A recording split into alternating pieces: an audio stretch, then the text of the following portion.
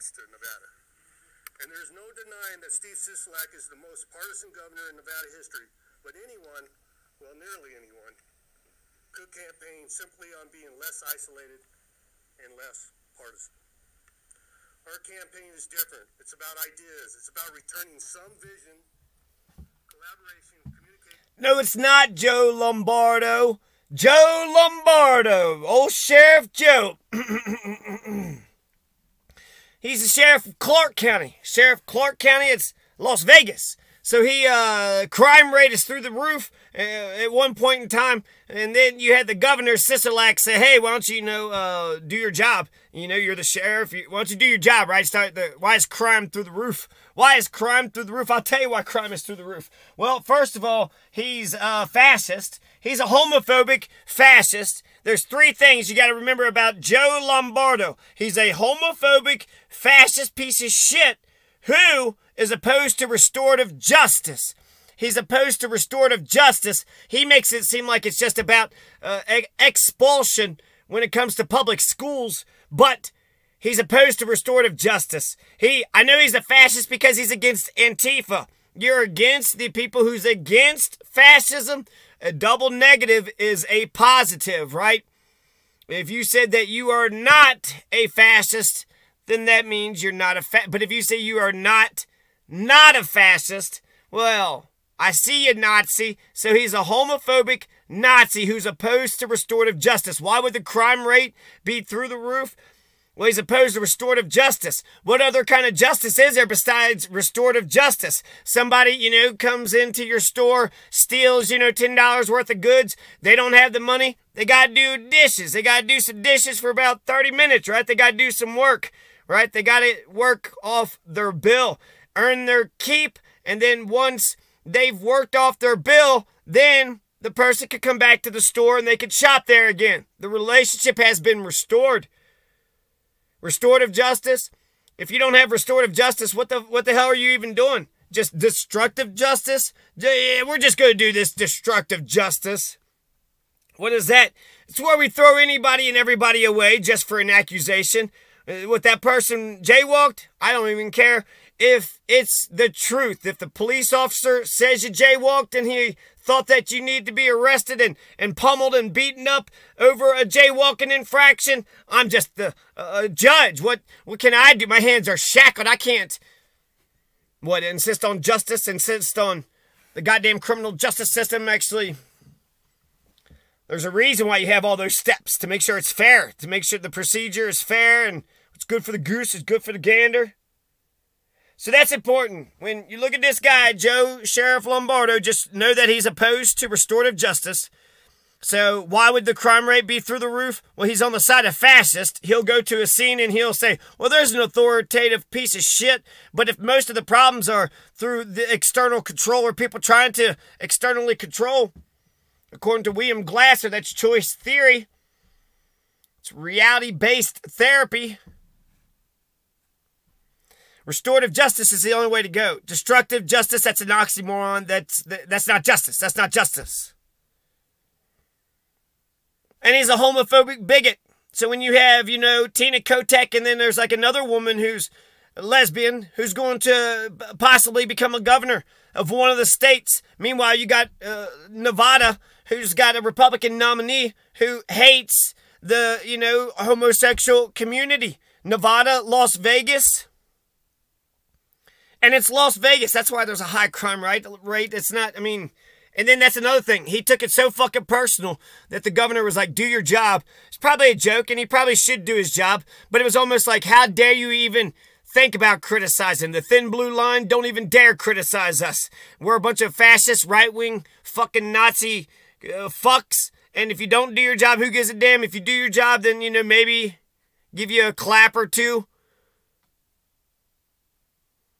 If you do your job, what the fuck? The fact that it seems like, how dare you even criticize me? I am above reproach. You can't even... I just saw a video of Todd Pate. He was the sheriff of Breckinridge County in Kentucky when I lived there. And I was running for lieutenant governor, and actually one of the big issues was there was a family who was living off grid, and the sheriff had intervened, and I kind of was on the side of the family until I went to the courthouse and saw a bunch of right-wing piles of shit guarding the courthouse. They're trying to give like some sort of intimidating sort of, but they were on the inside, so they were actually, you know, making a deal with the government officials. It almost seemed like the right-wing, you know, Nazi brigade was just protecting the government officials while they fucked over their friends. Because I wanted to support them, but I saw those fucking right-wingers, you know, at the front of the courthouse, and I was like, just turned off by that. I was like, okay, I don't really like you all, and I don't like how you're positioned, how you're acting, and I don't understand what you're doing. I don't understand what you're doing.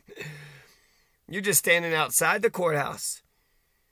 They're going to go in there and ask a bunch of questions and make a decision, do a bunch of crap as if you weren't, whether you're here or not here. You're not being opposed to the... Anyways, okay, so Sheriff Joe Lombardo. He's a homophobic bigot. No, you're a homophobic bigot, Joe Lombardo. And then he's against anti-fascist. And that's just, a fascist is a person who says violence is right. Authoritarian violence is right, always right, no matter what. That's what the thin blue line is showing. And unfortunately, so he's a homophobic fascist pile of shit, right? A homophobic fascist pile of shit who's opposed to restorative justice, which means he doesn't even understand justice. He doesn't even have a shred of understanding of virtue. I did watch a Derek Chauvin video, and I was surprised to hear that he said justice was served. We don't hire cops like Derek Chauvin here. So he can, you know, he distinguishes good cops and bad cops. And they said the same thing about Derek Chauvin, but he was kind of defending the system too. The system worked. Politicians focusing on felons' rights, prioritizing criminals over victims, weakening penalties for crimes, and handcuffing the police. That isn't sustainable behavior for any state, let alone a state that relies so heavily on tourism. On tourism. So that's his best message. Joe Lombardo, the fascist, the guy who's opposed to restorative justice, that's the only really thing he's got. He's got a hammer, and that's all he's got is a hammer. So he's gonna, all his problems. So he's gonna, you know, stop clock is gonna be right at least twice a day. So when he says the guy in New York, Lee Zeldin, is doing the same shit. They're saying crime is bad, criminals are bad. Democrats seem to have a problem with that type of shit. I saw these videos where the guy jumps over a counter and was going to take some shit, and the guy started stabbing the dude in the neck. Another one where the guy's in, you know, a bodega, and he's in a little cubby or whatever, and then the guy comes back and he's trying to, you know, get buck with him, and then he starts, he threw him down, and then the guy, like, stabbed him several times. I think one guy survived, the other guy died. Or maybe they both died, I don't know. But people have a right to defend themselves, and that person, when they decided to go ahead and breach, you know, jump over the counter and take the property, that guy, you might not think it's that big a deal. He took some property, and what, you know, life versus property. It's true, lives are worth more than property, but that person had made a decision when he was going to take the property for fun. They would have, taken some gold watches and maybe sold it to a pawn shop, maybe, you know, gave it to a person that they liked, maybe got $20 off the damn thing if they, you know, did find somebody who would buy it. So they don't get much. They don't get much at all. You risked a bunch. You took a lot of things, and they might have a 20%, you know, profit margin. So they paid $100 for the thing. They was only going to make $20, but since you took the whole thing, now they have to sell 5 of them just to make up for the one thing that you sold. So I feel like it was a manhood thing when they decided, and the one was a woman was trying to buy something, then goes and gets the man. So when the man decides to go in, right, he wouldn't give you a biscuit. So, okay, there was a situation. Now the man comes into your store, and he's not staying in front of the counter, right? He's coming off to the side, so he's already broke protocol. Now he's putting his hands on you. Now he's throwing, you know, you on the ground with the one bodega guy. The other guy just jumped over the counter and started grabbing stuff, but he jumped over the counter. You're, you know, social distancing. You're within 6 feet. The guy jumps, you know, within 3 feet. There's an entire store. So what happened was those two fucking assholes were going to go around just fucking stealing shit from people, saw that there was one store where there was one guy, so he was vulnerable. They were going to go back and fuck with him, and they looked at him, they sized him up, and the one guy took some change, and the guy was like, that's cool, you can take change, I don't care. And they turned around, like, oh shit, you ain't fucking punked out by how fucking badass we are? Could have just took the change and, you know, spent your $10 somewhere, motherfucker. You take a gold watch, have to sell it. You got $10 of change, man. You know, go get a Big Mac. Go enjoy a damn Sunday. What were you? Now the guy, when he was getting stabbed in the neck, he was like, oh, God, I'm dead. Now I'm dead. People are sick of the fucking criminal bullshit. There was a thing here in the SLV where the guy was getting his car stolen. So he got into a vehicle and chased the guy down. You're going to steal my car? Okay, well, I'm going to chase my car until this ends. We'll see how this goes. And he, you know, calling 911 on the way. Fuck a criminal motherfucker. I mean, that's the whole system is based upon the law. The law, even if people aren't like, you know, to the T, reading the law and into the law like, you know, I am. They should understand it enough. They should understand it, the gist of it. And when they pass brand new laws, to, you know, tell the community that these are the new laws that have been passed. And so that way people are staying up, you know, staying on the up and up. Because the idea, the spirit of the laws, or what I would like to think for the spirit of the laws, they can't really legislate morality, but they can help adjudicate a lot of these different situations and issues. Lee Zeldin is running in New York saying Democrats ain't doing shit about crime. Crime rate is, you know, going up through the roof. A lot of it's, you know, the capitalism. We're seeing the, you know, the decline of empire and capitalism. So the capitalist empire is crumbling down. And there's, you know, homelessness and poverty all over the place. And then Jordan Peterson said something interesting, that it's not poverty. It's not, you know, being poor. That isn't what causes people to hurt one another.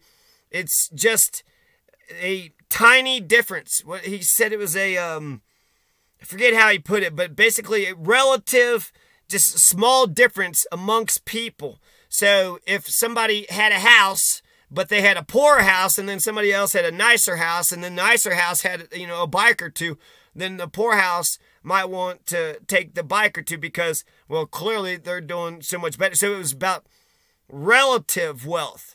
It's not so much that the poor hate the rich for having so much stuff that they have. The poor hate that their neighbor has one extra thing, and one extra lawn ornament, one extra gnome in their yard than what they do. Keeping up with the Joneses, so it's fucking human nature's a motherfucker, isn't it? These assholes who have like yachts that park in the yachts and one helicopter and a private jet and, you know, 3,000 acres and what the fuck ever. Meanwhile, people don't even have anything, renting here, living under a bridge, freezing to death out in the damn cold. It's like, God, the inequality. I don't know whether to... Is this the success of the capitalist system or the failure of the capitalist system? I don't...